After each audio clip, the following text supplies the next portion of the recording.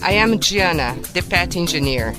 This is a radio talk show dedicated to help people to construct a better connection with their pets. To listen to our show, you can visit us at petengineer.com. Also, check my new book, Numerology for Pets, at amazon.com. In my opinion, physical beauty is not enough. The beauty comes from inside and outside. This beautiful person who I have today is Bonnie-Jill Laflin. She's an actress, model, journalist, and a philanthropist. Bonnie is heavily involved in animal issues and has been featured in 3 international PETA campaigns as well as PSA for Humane Society encourage compassion for all animals. She also has her own nonprofit Hounds and Heroes, benefiting the military and animal welfare. Let's talk to her. Bonnie, thank you for taking your time to speak with me. Of course, thanks for having me. Why have you decided to get involved with causes, and what causes are you currently involved with? I've been involved with animal welfare since I was a little girl. I've always took after my mother, and she was involved with rescue and adopting animals and just all different types of animal causes. And so I've been doing it since I was a little girl, rescuing dogs from the shelter, saving up my piggy bank so I could help the animals. And so it's always been something I've been very passionate about, and I've continued to do that until now. And I'm involved with a lot of different causes. I have my own charity called Hounds and Heroes, and then I also am involved with all different rescues groups and Best Friend Sanctuary and Farm Sanctuary and PETA, and the list goes on and on. Humane Society, of just all the different animal causes I'm involved with. How have animals contributed to your welfare?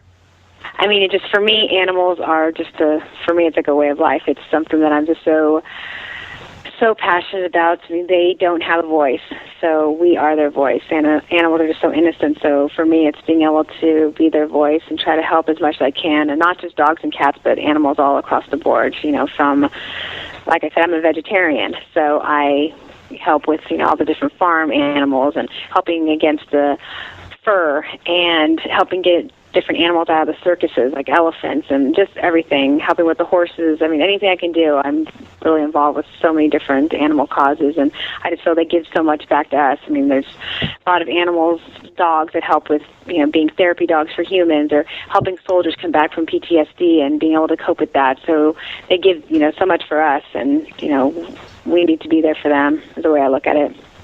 Is there any special recent story you would like to share with us? Probably the fact that this is pretty funny, during Christmas, I had, in my townhome, I had 12 dogs that I had pulled from the shelter, yes. I'm one of those people that everyone calls when they're, run out of fosters, and they're like, oh, there's all these different chihuahuas and different dogs that need homes. They're going to be put to sleep tomorrow. So, of course, I can't even think about having a dog, being put down at a shelter. So, of course, I took them all in, and then I, had dogs coming out of my ears. So at one point I had about 12 dogs during Christmas time at my house, and luckily I was able to get them all home. So I have 2 dogs and 2 cats, but at one point I had almost 14 animals. But I got them all home, which is a good thing. It sounds like my family, believe me. Is there any advice you would like to give to our listeners? I think the biggest thing is that people just need to be educated about different animal issues. I don't think they realize when it comes to, that you shouldn't go, for example, for dogs, you shouldn't be going through a breeder or a pet store. You need to adopt, a dog through a shelter, a rescue group, because every time you get a dog from a breeder or a pet store, what you're doing is you're having a dog in a shelter die, and all the different breeders, they have these dogs coming from puppy mills and in these horrible conditions, and so it's always, I always try to tell people, make sure to get your dog from a shelter, and then just be aware of what you're eating. Like for me, for me to eat a cow or a pig or any of that is like you're eating fear, because these animals are put through these horrible, they're tortured basically, and these, this is horrible. Just thinking how they're treated when they are, what you're eating is basically fear. So I try to make sure that you kind of just are educated on what you're eating, different animal issues, when you're using different products on your face, that that make sure that's animal free, so just all those different things that I just try to make sure people are just kind of educated and aware of. Bonnie, thank you so much for speaking with us. I think your message is absolutely valid. And let's keep the fight. We're going to get there and get more respect to those babies that are there. Exactly. I call them the fur babies. Yeah, fur babies. After all, we are all animals.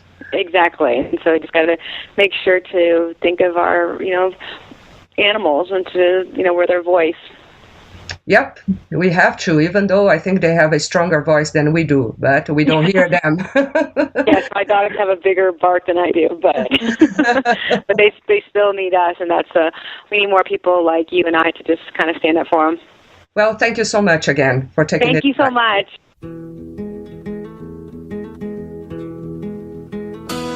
And now, some animal news from the pet engineer.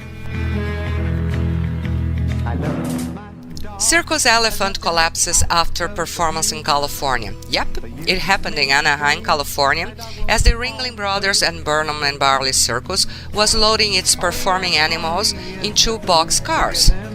The 53-year-old elephant named Sarah fell from a ramp and collapsed on the ground. Ringling is claiming that the stumble was entirely accidental. Well, but the whole thing was caught on camera by a native. Whether they're performing in a circus or in a movie, chances are these animals have been mistreated. Let's stop having live animals in circus.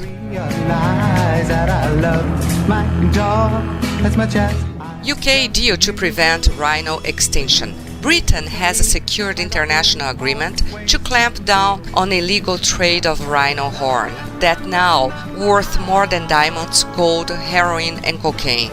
The UK will lead a global steering group to dispel the lies that rhino horn can cure cancer or help with strokes.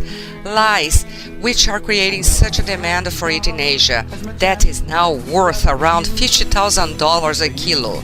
The agreement was reached at the Convention for International Trade in Endangered Species in Geneva. I'm glad a country took a lead in this matter. Thank you, UK. Susie's Law mobile phone app unleashed. In North Carolina, animal advocates announced the release of a new smartphone app that will alert the public about animal emergencies and help organize supporters when legislation regarding animals needs immediate attention. The free app called Susie's Law First Responders Mobile App was inspired by a puppy named Susie, who was left to die after being set on fire. I downloaded this app and it works beautifully. Perhaps every state should have this type of a mobile application.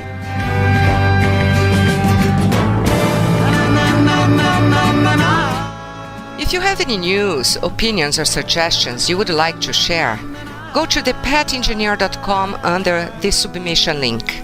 Thank you for listening to the Pet Engineer Radio Show. Don't forget to check my new book, Numerology for Pets, at numerologyforpets.com.